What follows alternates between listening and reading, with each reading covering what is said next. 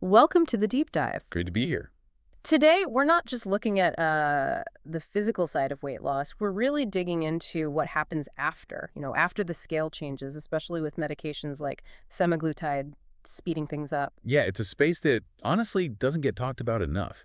We've got some really interesting source material field notes from someone named Dan Hollis. Right. He has this very human-centered approach. Exactly. And we also have a description of his framework or his protocol, as he calls it. And it really shifts the focus away from just, the biological side. Okay, so our mission today, let's unpack this stuff. Let's get a handle on this idea. Dan Hollis talks about identity lag and figure out why, kind of counterintuitively, the really heavy lifting might actually start after the weight is gone. That's fascinating stuff. So the sources kick off with this really grounding story. Adrienne, 53 years old. Yeah. She's months into using semaglutide, and it's working. Appetite's down, knees feel better, clothes fit, all the things you'd think mean success. All the check boxes ticked, right? But then comes this moment. She's just brushing her teeth one morning. Quiet. And she looks in the mirror, and there's this, disconnect. The source puts it really vividly. Thinner face, sharper lines, her eyes looking somehow older and newer at the same time. Wow. And she tells Dan Hollis, she says, I knew it was me, but I didn't feel like I belonged to her. Oof. Yeah.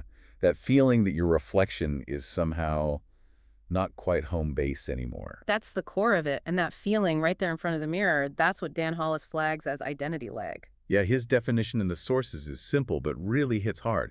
Your body can change faster than your story. And when that happens, the soul gets confused. Body changes faster than your story. That really makes you pause, doesn't it? Because I think for most of us, the assumption is always that the fight is the losing part. Oh, absolutely. The hunger, the cravings, the sheer willpower involved in shedding pounds.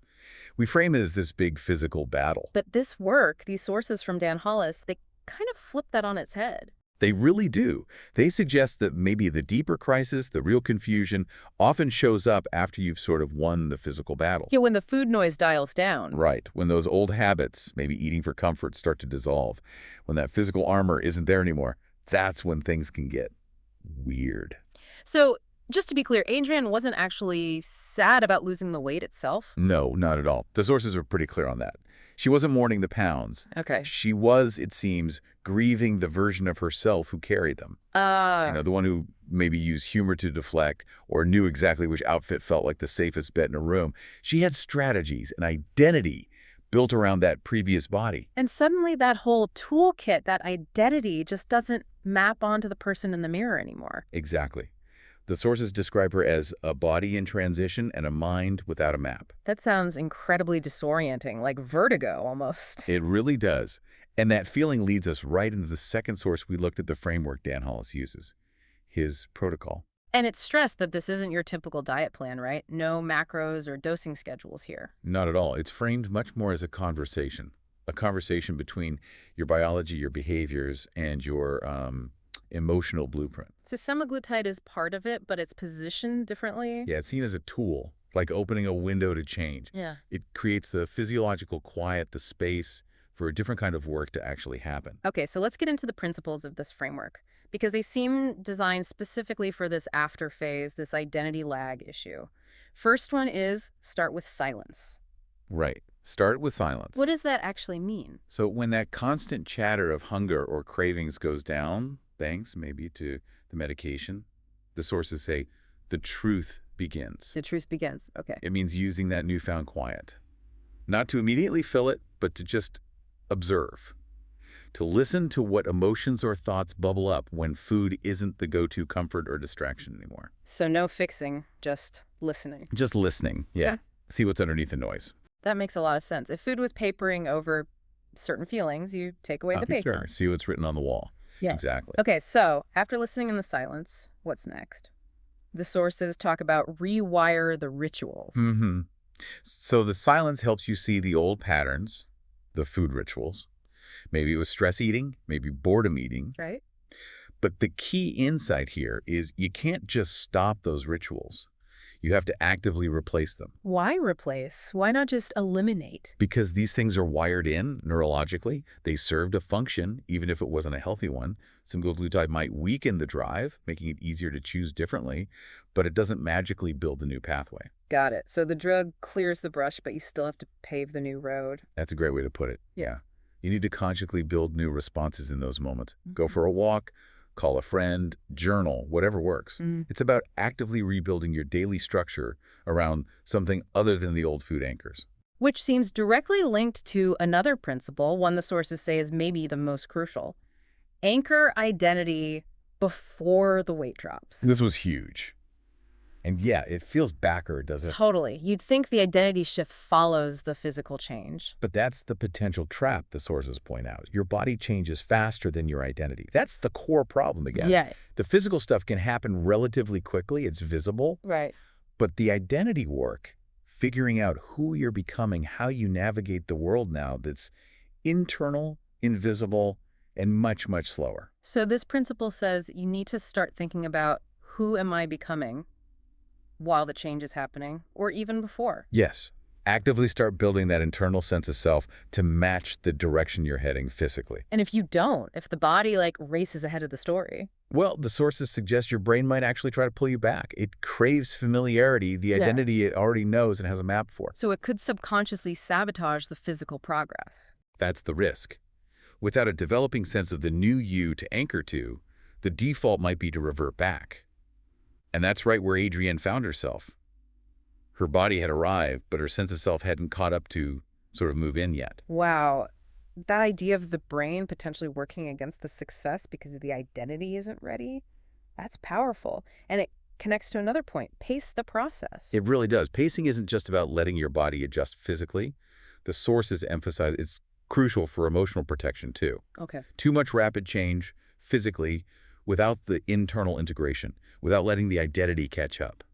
It can lead to feeling overwhelmed, maybe even a kind of collapse.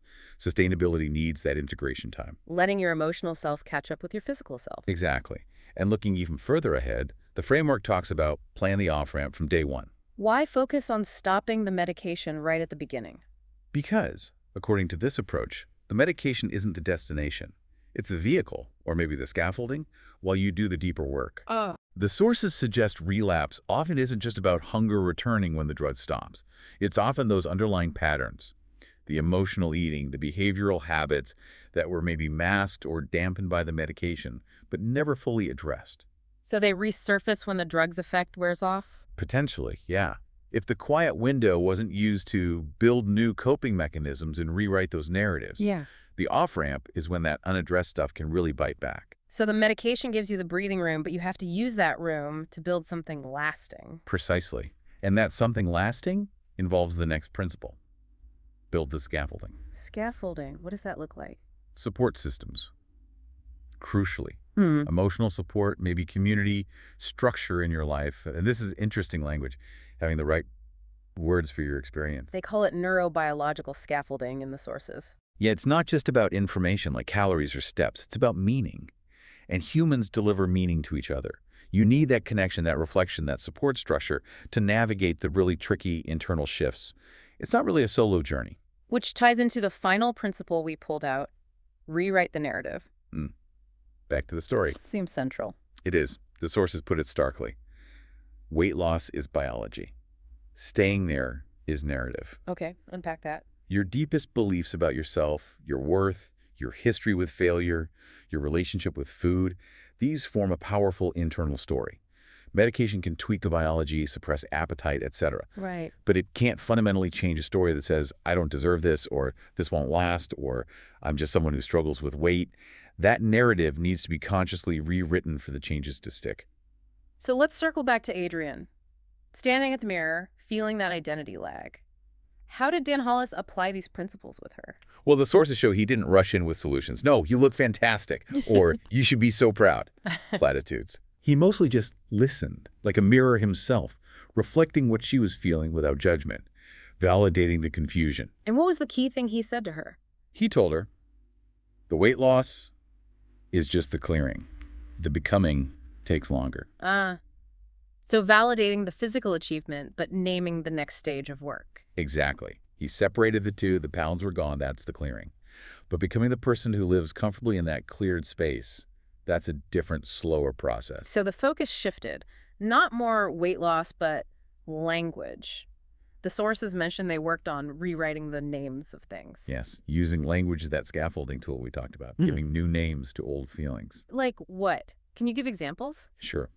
What she might have felt as deep shame about her past self or habits, they started calling memory, just part of her story, not a current indictment. Okay, shame becomes memory. The urge for tight control over food became curiosity about her body's new signals. And that rigid idea of discipline softened into alignment, finding what felt right for her now. Wow, subtle shifts, but potentially huge impact on the internal story. Exactly. Reframing changes the narrative. And how did she start to, as the sources put it, fill in her new frame? Not with the old patterns of food or fear, apparently, but with permission. Permission. Yeah, specific permissions they worked on. Like permission to not know who she was right now. Permission to feel awkward in that in-between space. That sounds really freeing, actually. Doesn't it? And also permission to build this new story without feeling like she had to, burn the old one down entirely. Integrating, not rejecting. And the result wasn't some instant Hollywood makeover moment? No, nothing dramatic like that. The mirror image didn't change again. But her relationship with it did. How so? She stopped flinching away from it. She wasn't necessarily beaming yet, but she could stand there, look at herself, longer. And Dan's take on that was? And that, he'd say, according to the sources, is something.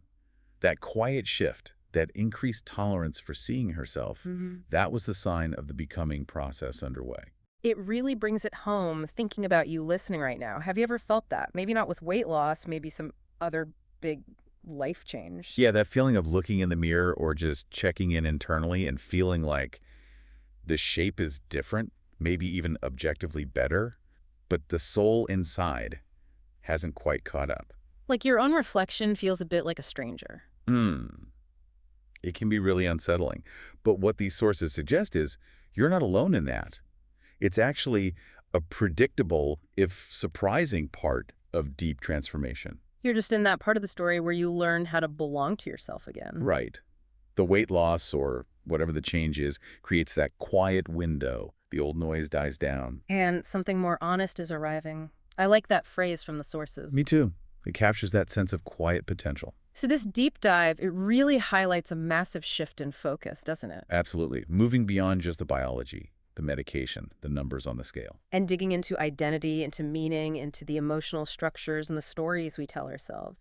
The scaffolding. It frames transformation as this ongoing work of becoming, not just a finished state of having lost. So maybe the final thought to leave you with, drawing from Dan Hollis's work here, is this. Perhaps the hardest part, but also the most rewarding, isn't just losing what was there. But that patient, sometimes awkward, quiet process of letting something new and maybe more honest arrive in the space that's left, and just learning slowly how to belong there. And that's our deep dive for today.